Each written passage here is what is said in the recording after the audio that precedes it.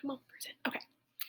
So today, day 5, so we're nearing the end of the Renaissance unit. We are going to be talking about music, Renaissance music. So we're still going to see a lot of those same elements that we saw in painting, sculpture, and architecture. So most music is vocal during this period because instruments were not yet standardized or mass-produced. So the way a guitar sounded in Spain might be different than a way a guitar sounded in Britain. And then only the very wealthy and churches had any instruments at all. So for music to be accessible to everybody, it was all vocal music. So 2 categories of music at this time. We have sacred music, music that is written for religious purposes for the Catholic Church generally, and then we have secular music, music that is written for the everyday common person to just sing in their houses. But sacred music was for use in the Catholic churches, and it was written only in Latin. Okay, so it's kind of already only available to people who are educated and have access to learning Latin. Secular music is everything else, literally everything else besides church music. So it was music for dancing, celebrations, it was about love, loss, life, and was written in the vernacular, meaning it was written in the local language of the people. So no matter what country you were from, what your vernacular language was, your sacred music for the church was always in Latin. No matter if you spoke Italian, French, Spanish, Portuguese, whatever, your sacred music was always written in Latin. So the harmony, you remember back to our music unit, is when 2 or more pitches sound at the same time. In vocal music, harmony is 2 or more singers singing different pitches at the same time. Then we are moving away from harmony in the Renaissance to polyphony. So poly, this right here means many, and phone means sound. So this is many sounds.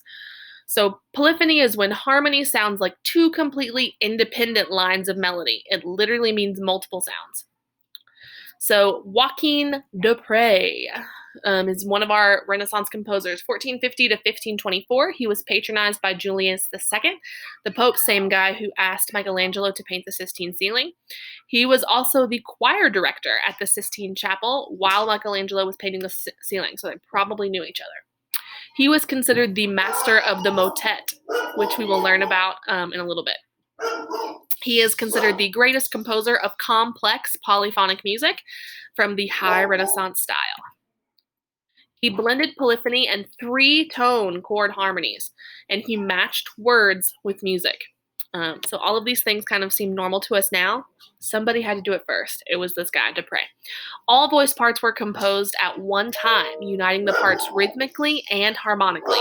He preferred the motet over the strict tradition of the mass. Then we have Giovanni Palestrina. So we're going to be talking a lot about these 2 guys, de Prez and Palestrina. He was 1525 to 1596, so he came a little bit after de Prez, so he was able to learn from what de Prez had already done. He was born in Palestrina, Italy. That's why his name is Palestrina. And he was patronized by Pope Marcellus. He was the choir master of the Julian choir that performed exclusively at St. Peter's Basilica in Rome. And he was also the musical director for the Vatican. So again, lots of Catholic influences here. He was influenced by the Gregorian Mass, Renaissance restraint, and the Counter-Reformation. So he is considered the greatest composer of church music. And he was known for his restrained polyphonic style. So de Prez, complex polyphony, Palestrina, restrained polyphony. He abandoned secular music style of de Prez and then focused solely on sacred music. So he is writing in Latin only. His compositions are very clear, with voice parts being well balanced with instrumental and beautifully harmonized. His strict style created music that was always full and fluid. We'll listen to it here in a little bit.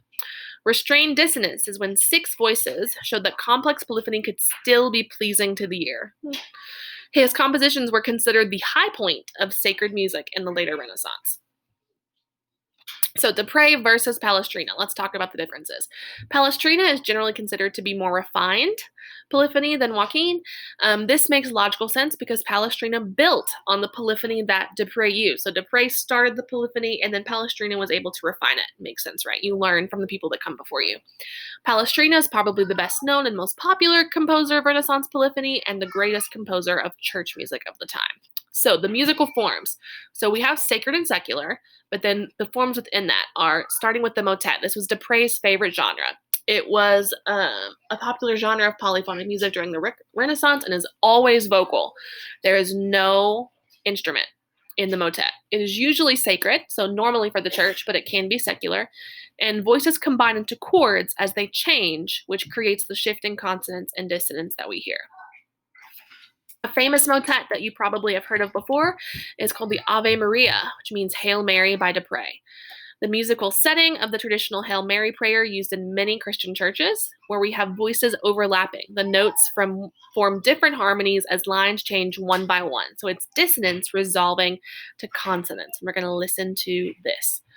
So this song is still pretty famous today. So this is an original composition by Prez. We're going to listen to it from the Roanoke College Choir.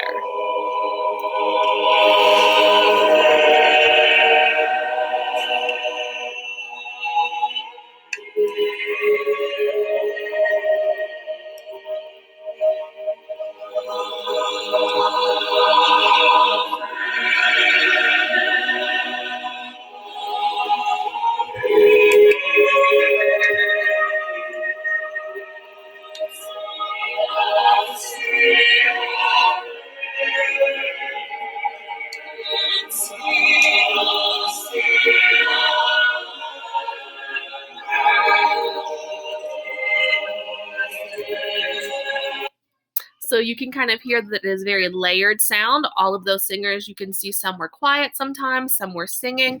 So there's all different layers of the sound, and that is polyphony, that multiple sounds. Okay, continuing with the motet. So entering voice parts indicated by red marks. So we see those here. The voices range from high to low, so you need sopranos, altos, tenors, and basses to make the motet work. The Mass. So the Mass is the weekly or daily worship service in the Catholic Church. Oftentimes, entirely new music was written for each service. So the Mass always has 5 basic parts: the Kyrie, the Gloria, the Credo, the Sanctus Benedictus, and the Angus Dei. Always, Mass has to have those 5 parts. Okay, so the way people remember those is King George can't sing alto. So here are some translations. So remember, the Mass is always written in Greek or Latin, normally Latin, but the Kyrie is Greek. The sections always have the same basic text, so you're always going to have these kind of similar words. Palestrina's most famous work is the Pope Marcellus Mass. We're going to listen for that word Kyrie over and over again. So according to legend, this piece caused early church followers to allow polyphony to stay as part of the Mass. They were upset that composers were writing religious texts to the music of secular songs. Palestrina's music showed them that polyphony could be refined and worthy of use in the church ceremonies. So here is the Pope Marcellus Mass. So we're listening for that word Kyrie. After this, we just had the most amazing family vacation. Let's go! Oh my God, this is gorgeous.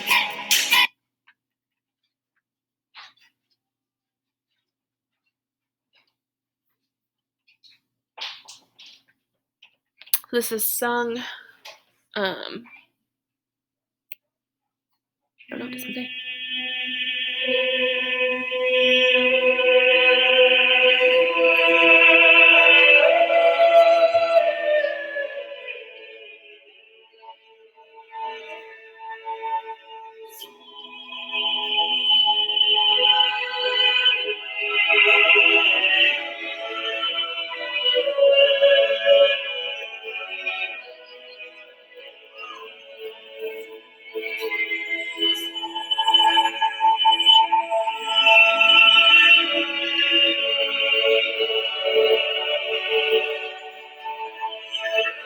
So we just hear those words over and over again. We Kyrie eleison.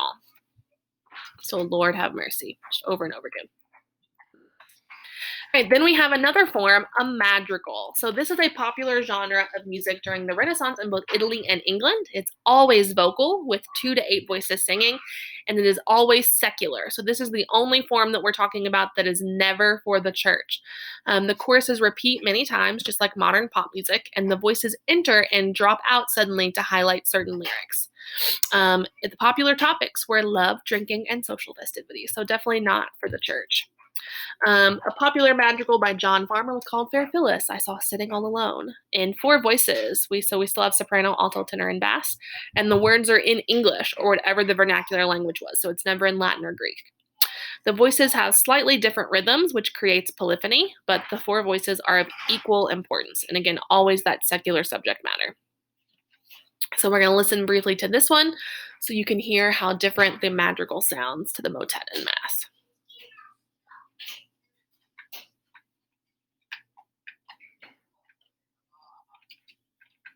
By the Cambridge Singers.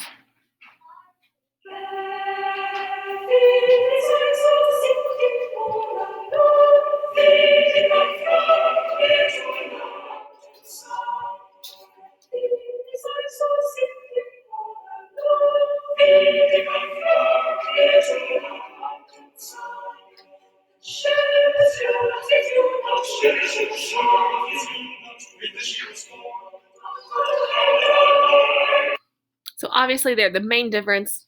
English, right? It's a lot faster. We still hear those multiple layers of voices, but the subject matter and the language, big difference. So things to notice, the madrigal used something called word painting. The soprano alone sings the line Fair Phyllis, I Saw Sitting All Alone, because she was alone. So the way that they sing it is trying to mimic the words. When they sing Feeding Her Flock, all the voices come together because a flock is a lot of sheep.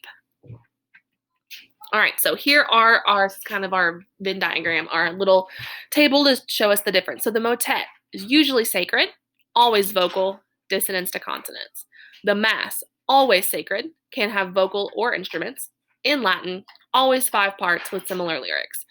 And then the madrigal is always secular, vocal only in the vernacular language, and can be about all topics. And that's Renaissance music, y'all.